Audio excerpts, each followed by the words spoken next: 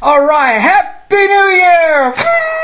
Oh yeah, that's right. It's a new year, baby. It's a new set, if you cannot tell. If you look over this left shoulder here, I got my Kenny Powers jersey. This is courtesy of my boy Jay Laird. Justin, man, I appreciate it. Thank you for the new set decoration. You can also see the Texas Longhorn, man. He's still there, Mr. Bevo, with the LaPorte Bulldogs cap still on his head, man. I can't get rid of that guy. And if you look over my right shoulder, this is from my mom and dad, man. It's Jeff Bagwell, Craig Biggio, career stats, 2 future Hall of Famers, man. In a few years, I'm going to Cooperstown when they get inducted. And, of course, you got over here the Texas cheerleaders, man. I can't take them down, man. They're just too pretty. I mean, it's nice to look at, right? And then right over here, old school Champ City, baby, from when we won those championships with the Houston Rockets. That's right. Also courtesy of my boy Jay Laird. So it's a new year, people. And guess what? I got to do a wardrobe change real quick, man, because I got lots to talk about after being off for 2 weeks. So you know what? Happy New Year! And celebrate the new year. Woo! That's right. Roll the intro.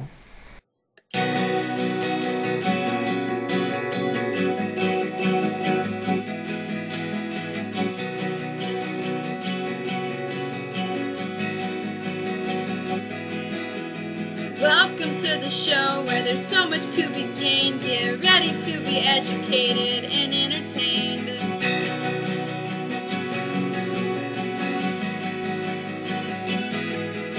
When it comes to sports, there's no fooling around. Here's Ryan with his real sports rundown. Alright, baby, welcome back to the show. That's right, it's a new set. Like I said before, I had to fix the lighting. Now you can see me nice and clearly. So, wow, national champions, baby. My Texas Longhorns, I predicted it. We are the national champions. Woo! What? We didn't win? How did we... What? Oh. Well, this is awkward. Didn't really, think that was gonna... Oh, wait a second. Oh, I got it. It's okay. Hold on. Here we go. My Houston Texans, baby. We made the playoffs for the first time in franchise history. That's true. What? What do you mean the Bengals laid down? Why did they do that? What? Well, I got all excited for the Texans, and now Texans... Crap. This isn't good. No worries. I got it. Baseball season's in effect, baby. The Houston Astros spring training has started, and we're gonna go... It's not till February. What? So what am I gonna do? What am I supposed to wear? I got all these things that I like to wear, and I can't... Man, fine. Ugh. Plain Jane. I mean, that's all I can do, right? Alright, man. You know what? But let's stick to the national championship game, folks. Alright. Texas Longhorns taking on the Alabama Roll Tide. Man, Texas, I really truly believe they would have won that national championship, man. But the only problem is, on the very opening drive for the Texas Longhorns, Colt McCoy goes down with a shoulder injury. Now, everybody, you can say what you want about Colt McCoy, that he's a pansy and this and that, and blah, blah, blah, blah. You can say that, oh, he didn't have any pain. That's right. He said he had no pain, but he couldn't feel his arm. I mean, what good is to throw a football like this? I mean, you can't do it. I mean, you can't throw a football when your arm is just flapping around like just like whatever. So I'm not going to take anything away from Alabama. They played a great game. They won the game. Now, the fact that they played the way they did against a true freshman quarterback in Garrett Gilbert goes to tell me that if McCoy was in the game, it might have been a different situation. It might have been a different story. It came down to the very bitter end. But I was talking to my buddy Toon, and he told me, man, and I agree with him, if you'd have told me that we had a chance to win with 3 minutes left in the game with a true freshman quarterback when McCoy went down, I'd have thought you were nuts. I'd have thought you were crazy. There's no way in hell that would have happened. Well, guess what? It almost happened. Now, I mean, what can you expect from a true freshman quarterback? His first game ever is a national championship game with 100,000+ people at Rose Bowl Stadium. Okay, and then you got millions upon millions of people watching the game on top of that. Don't get me wrong, he didn't play the greatest game, but he did pretty well considering, okay? So I look forward to the future with the Texas Longhorns. Now, can Gilbert get us back to the national championship? Well, only time will tell, man. I mean, but everybody said the same thing, man. When Vince Young went, can McCoy do it? So maybe, I mean, Gilbert, man, he's highly recommended. So hopefully he gets it done and he'll get it taken care of for the Texas Longhorns in the next couple years, and maybe we can get us back, and he will earn his chance to win a national championship, and he'll be, you know, and if he makes it back, he'll know what to do. And not taking any away from Alabama, man, congratulations on winning the national championship. And Mark Ingram, so first guy to win the Heisman and the national championship since 2004 when Leinart did it for USC. So congratulations to you. All right, we're sticking with football, man, and as I mentioned before, you know, my Texans did not make the playoffs, man, but they did finish with their first winning record in franchise history, 9-7. I was only off by one game. I said 10-6, you know, but hey, that's just the way it goes. Unfortunately, if there was a few games they could have won that would have put them in the playoffs, unfortunately, it did not work out that way.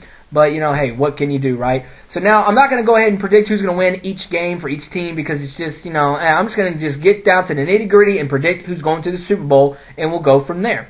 Out of the AFC, man, you got some teams in there. The Jets, I don't think they really deserve to go. I don't think they're the team that Rex Ryan, that is his dad, says they are, that they're Super Bowl favorites. No, I'm sorry, man. I don't think you are, man. You don't have the offense to be a Super Bowl favorite, okay, especially with a rookie quarterback. I just don't see it happening.